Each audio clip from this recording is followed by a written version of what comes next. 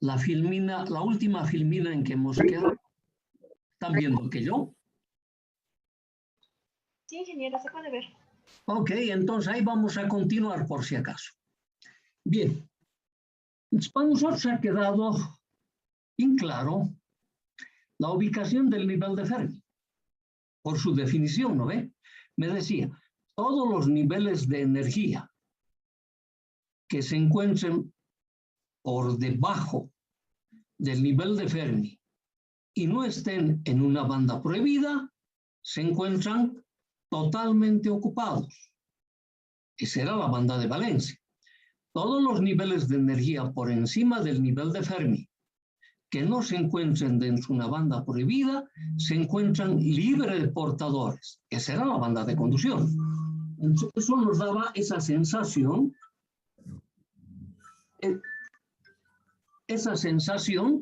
de que la banda de conducción está totalmente libre y la banda de valencia está totalmente ocupada. Por lo tanto, esta cantidad de energía, el equivalente a la banda prohibida, era la cantidad de energía que nosotros necesitamos para mover un portador de la banda de valencia hacia la banda de conducción. Con esa misma definición, cuando hacemos la contaminación con elementos de la tercera familia y elementos de la quinta familia al elemento germanio o silicio, nos aparecen niveles aceptores y niveles donores. Los aceptores son aquellas estructuras que no han podido formar esa ligadura covalente.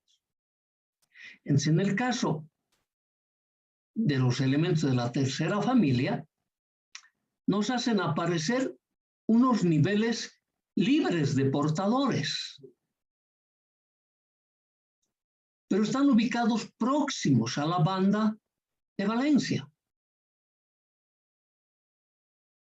Es como si nos apareciera una nueva banda de conducción.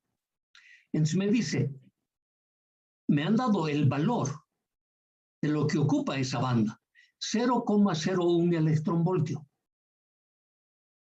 En el caso del germanio, ¿no ve? Lo mismo es en el caso del silicio. En el caso del silicio, ese valor va a ser 0,05 electronvoltios, este valor, a 300 grados Kelvin.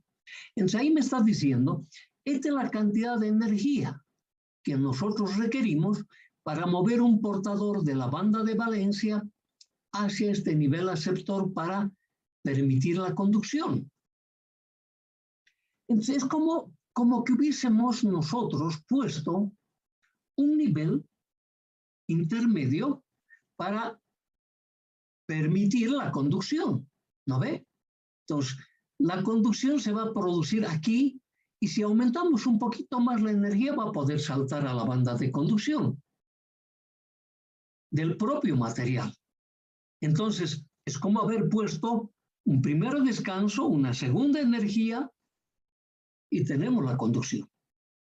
Ajá. Lo mismo ocurre en el tipo N, solo que al revés, que el nivel que aparece son niveles totalmente ocupados y cumple con la misma definición que para el material intrínseco. Todos los niveles por debajo de él se encuentran y que no estén dentro de una banda prohibida se encuentran totalmente ocupados. Entonces me dice, esta es la cantidad de energía que requieres para mover un electrón hacia la banda de conducción. Por lo tanto, para mover de la banda de valencia, necesitamos solo esta energía pequeña. ¿No ve? Ok. Ahora, tanto el material P como el material N, ¿qué tienen de diferente? La posición del nivel de Fermi. Porque la estructura es la misma, porque la cantidad de átomos que hemos reemplazado es demasiado reducida, no podemos cambiarla de nombre, no puede cambiar la estructura. Entonces, aparece una diferencia de energías entre el nivel de Fermi del material N con el material P. Cuando nosotros unimos, cuando realizamos la unión, y la unión quiere decir cuando los fundimos, los mezclamos totalmente y esperamos que se enfríen, va a ser un solo material. Y por el famoso principio de conservación de la energía, me dice, la energía que tú requieres en este último elemento creado para mover un portador de una banda a otra, tiene que ser la misma a lo largo del sistema. Entonces, eso me está diciendo que la diferencia de los niveles de Fermi, que es un valor energético, se va a transformar en una barrera de energía potencial entre las bandas de conducción y las bandas de valencia. Eso es lo que queremos mostrar ahora. Aquí está repasando, ¿no? Estructura simplificada de la distribución de portadores en un semiconductor. Extrínseco aceptor tipo P, intrínseco donor tipo N, ¿no? Habla de este y de este. Ok. Ahora, antes de mostrar la unión, nosotros tenemos que recordar las corrientes eléctricas, cómo estaban formadas. Claro, si vos recuerdas bien de tu materia de redes y de todas las materias de física, y tú de la corriente eléctrica estabas hablando ya desde el colegio, en física te han enseñado la ley de Ohm y la ley de Coulomb. ¿No ves? Claro que nosotros en esos tiempos no le dábamos mucha importancia, nos parecía un extraterrestre, Ohm, ¿qué será eso? Pero han ido insistiéndote. Con la ley de Ohm tú has definido una resistividad, ¿no ves? Ajá. Y esa resistividad estaba en base a un coeficiente. Haz la misma analogía. Cuando tú tienes que mover un objeto que está apoyado en el piso, tienes que invertir una determinada cantidad de fuerza. ¿No ves?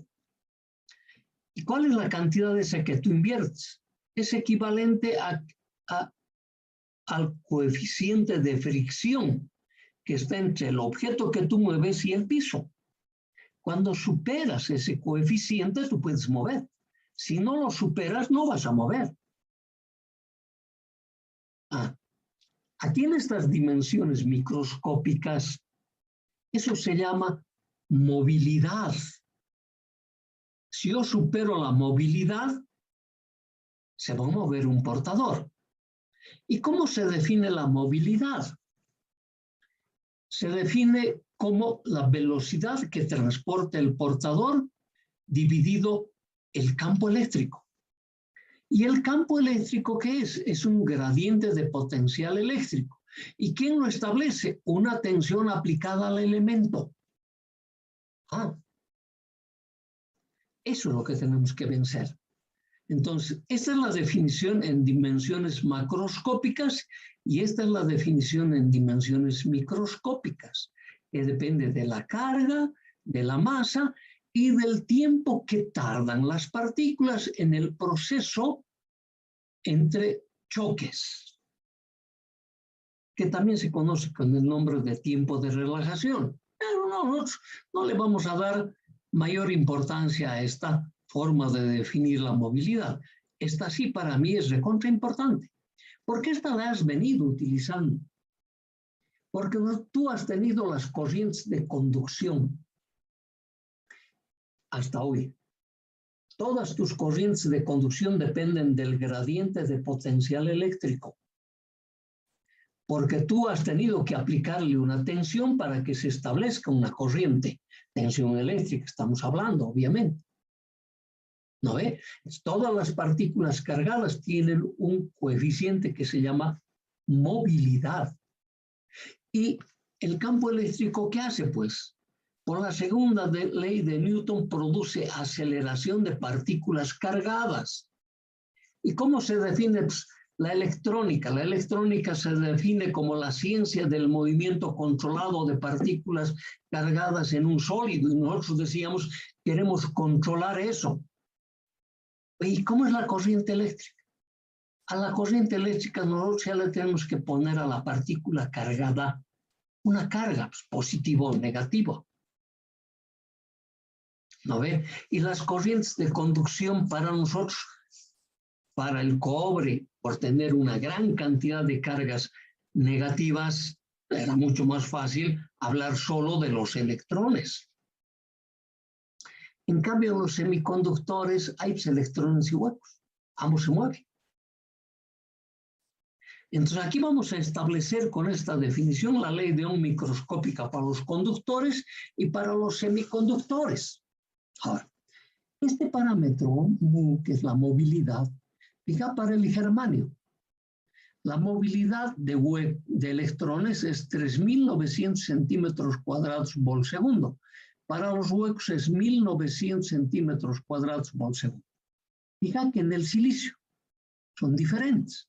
Silicio, la movilidad es 1.500 para los electrones y para los huecos son 600. Otra gran diferencia, ¿no ve? No solo en la estructura de bandas son diferentes, sino en estas otras dimensiones también son completamente diferentes, el germanio y el silicio. Por eso que no se los puede mezclar. Es como el agua y el aceite. Se pueden mezclar, ¿no ve? Igual, germanio con silicio no, porque tienen estructuras internas muy diferentes. Ok. ¿Cómo se definía la conductividad en los conductores? Así. Era una densidad de corriente. Quedaba definido por la carga que transportan, por la cantidad de esos portadores que se mueven y por la velocidad promedio que transportan. Esta era la densidad de corriente. Esto tú estabas manejando. Ahora, si de aquí tú despejas esta velocidad, va a ser movilidad por campo eléctrico. Y los reemplazas aquí. Esas son las corrientes de conducción. Con esta definición te has estado moviendo permanentemente para los conductores, porque solo se mueven electrones, por eso solo N. La carga que transporta es negativa, tiene una movilidad y este está sometido a una diferencia de potencial como gradiente. Y a ese gradiente se conoce como campo eléctrico. Por la segunda ley de Newton, produce aceleración de este tipo de portador. Fíjate vos, esta es la ley de Ohm en dimensiones microscópicas. Sigma por E. El E es lo mismo que el potencial eléctrico, la batería o la fuente de alimentación que le aplicas. Y esta es la conductividad. La inversa de esto es la resistividad.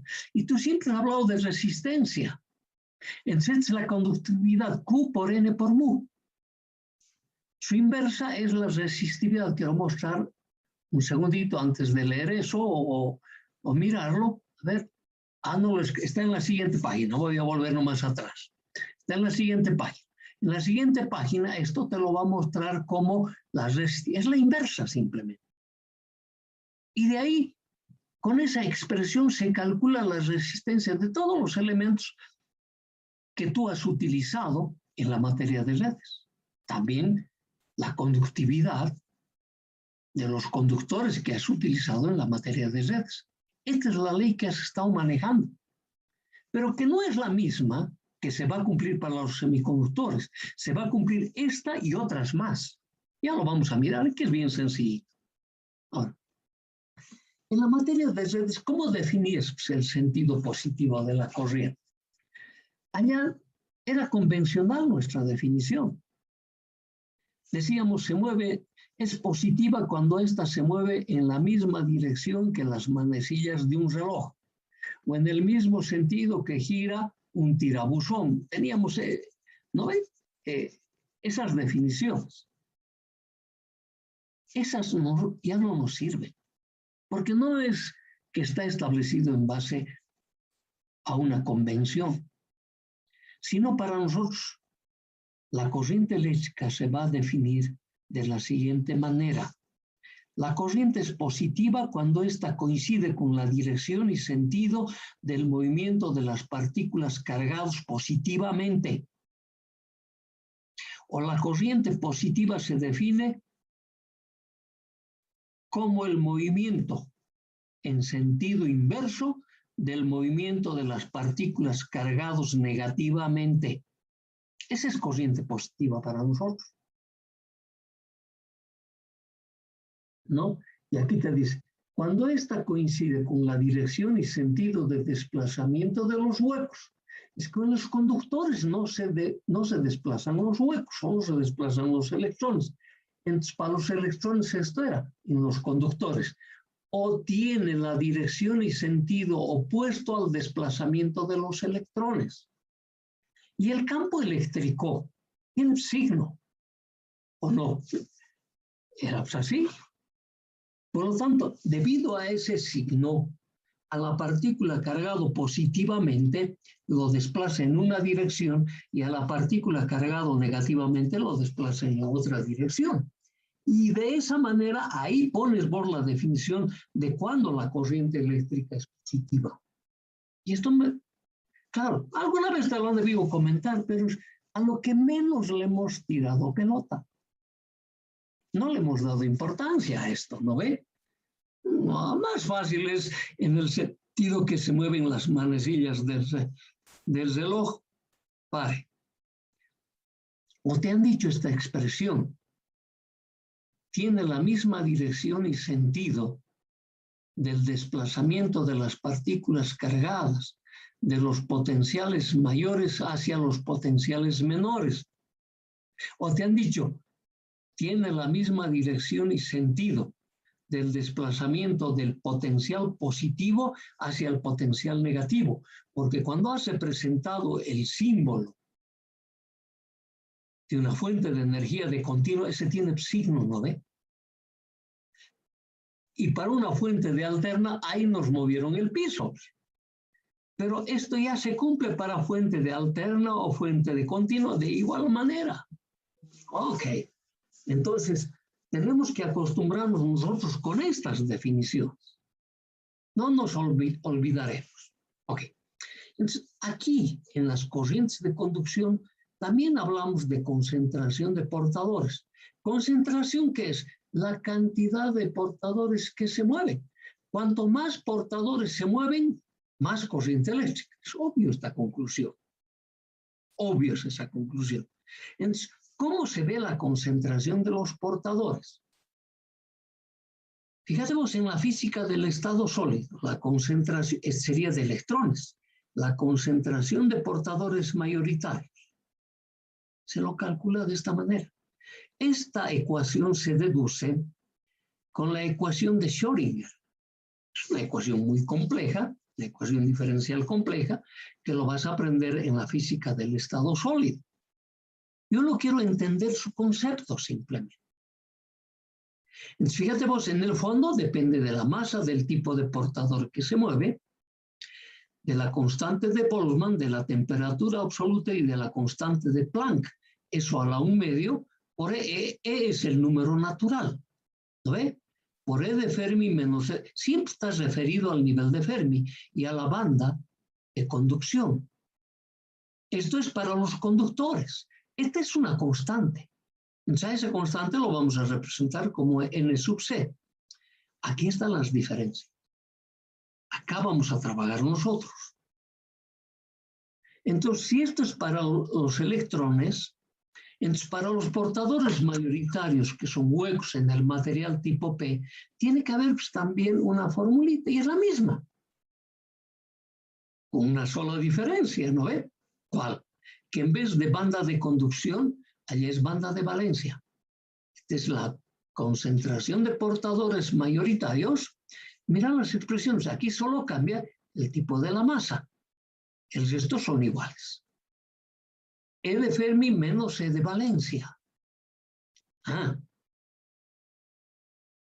Entonces me dice, esta es una constante, que es esta misma. Ahí, estas constantes son diferentes ¿en qué? Son diferentes solo en la masa. Se refiere a la masa del electrón o a la masa del hueco. Claro, cuando vos dices, pero si yo he sacado un electrón, entonces la masa del hueco es la misma que la masa del electrón. No, si aplicas a eso la teoría de la relatividad, las masas no son iguales.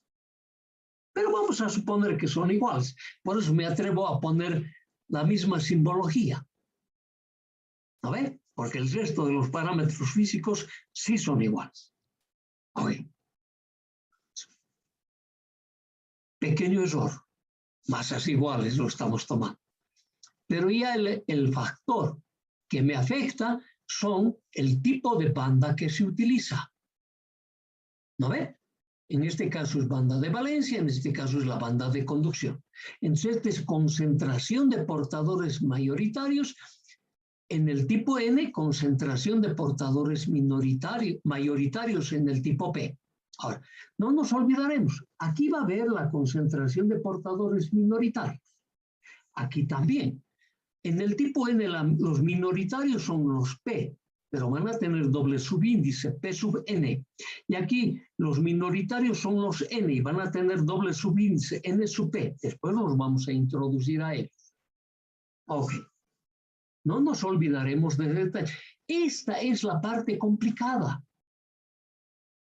¿No ve? Desde el momento que hemos realizado el dopaje o la contaminación, empezó la parte compleja.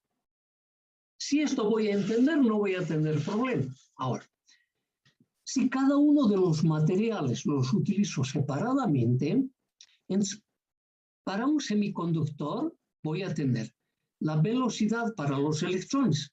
Este coeficiente es diferente. Y si son los huecos, este coeficiente son diferentes para el germanio y el silicio. ¿No ve? Entonces, la velocidad promedio va a ser diferente. Lo único que va a ser igual es el campo eléctrico aplicado. Voy a aplicar el mismo potencial a ambos, pero se van a mover con diferente velocidad porque sus movilidades son diferentes. Es como sus coeficientes de fricción son diferentes. Cuando la superficie es totalmente rugosa y quieres mover un objeto, mayor es la fuerza que tienes que invertir. Eso lo has aprendido en la física, ¿no ve? Lo mismo sucede aquí. Aquí, claro, hablamos de portadores, de partículas cargadas. Estamos hablando de dimensiones muy reducidas, conocidas con nombre de dimensiones atómicas, pequeñísimas, ¿no ve? Ok, aunque cuando decimos atómicas, nosotros hacemos referencia a la bomba atómica. Cuando explota, mata a muchos. No. Pero para nosotros la movilidad es muy pequeña. Por eso quiero hacer esa diferencia. Ok. Entonces, yo voy a tener las corrientes de conducción para electrones así y para huecos así. ¿No ve? Que es cantidad de carga que transporta, portador que mueve, velocidad promedio que transporta. Lo mismo la definición. ¿Dónde está la diferencia? La diferencia está, aquí transporta electrones, carga negativa. Aquí transporta huecos, carga positiva. Ajá. ¿Y dónde va a estar la otra diferencia? El campo eléctrico. Nos va a hacer mover en una dirección o en la otra. Entonces, la densidad de corriente de conducción de huecos y electrones, porque en un sólido formado por la unión de los dos portadores, va a ser esta, ¿no ve? Menos es la suma. Conducción tipo N, conducción tipo P, menos Q por N por B sub N más Q por B sub P. A este sistema le aplico el mismo campo eléctrico o el mismo potencial, si tú quieres. Por lo tanto, el campo eléctrico le va a cambiar a este signo. Acá le va a mantener este signo. Ahí nuestras definiciones del sentido de la corriente estaban así, porque esas definiciones se cumplen en dimensiones, primero, microscópicas y también se cumplen en las dimensiones macroscópicas que hemos estado estudiando hasta aquí. Claro, pueden ser diferentes. No son diferentes. Hay uniformidad. Ok. Entonces, tengo esta ecuación ya con el campo eléctrico aplicado. Y aquí me está diciendo, esta es la conductividad de los semiconductores. Aquí ha aparecido este factor, porque en los semiconductores se mueven electrones y huecos. En cambio, en los conductores solo se mueven electrones. Son diferentes. Pero en los semiconductores se mueven cuando existe campo eléctrico. Si no existe campo eléctrico, tampoco se mueve. Ok. Entonces, esta es la conductividad. Esta es la ley de Ohm en dimensiones microscópicas para los semiconductores. Ya tiene una primera diferencia. Esto es la diferencia. En los semiconductores se mueven huecos. También se mueven electrones. Ok, no es lo mismo. Bien. Y esta es la conductividad, o la resistividad, la inversa de la conductividad.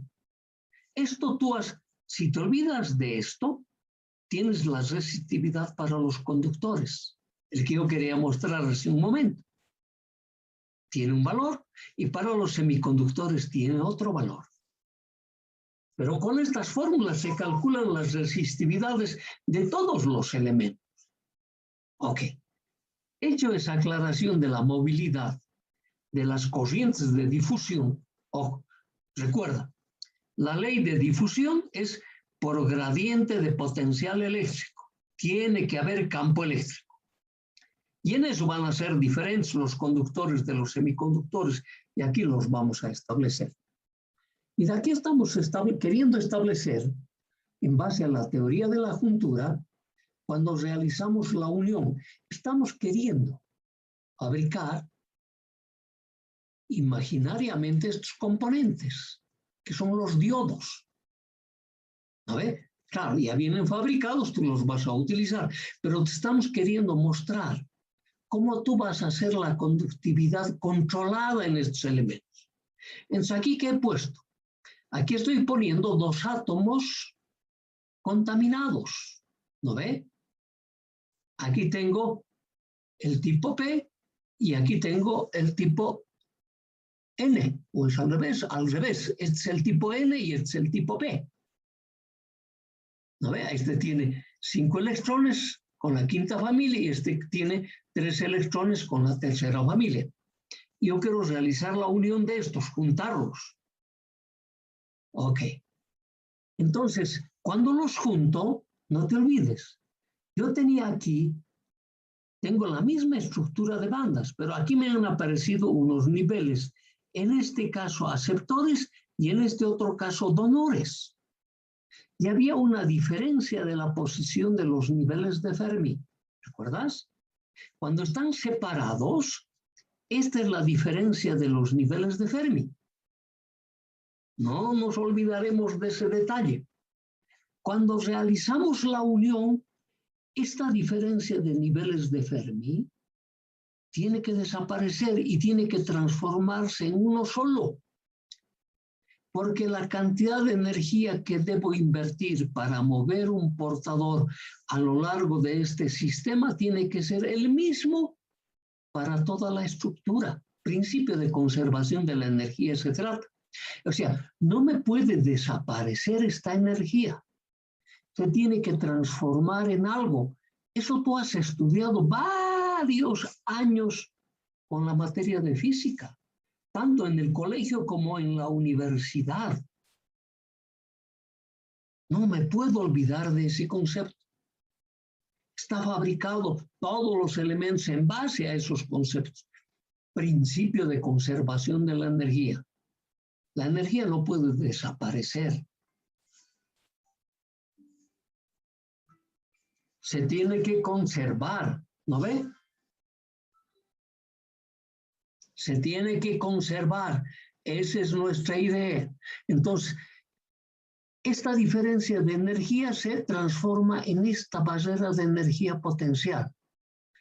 QVC aparece aquí entre las bandas de conducción, del material P al material N, del material P al material N, QVC.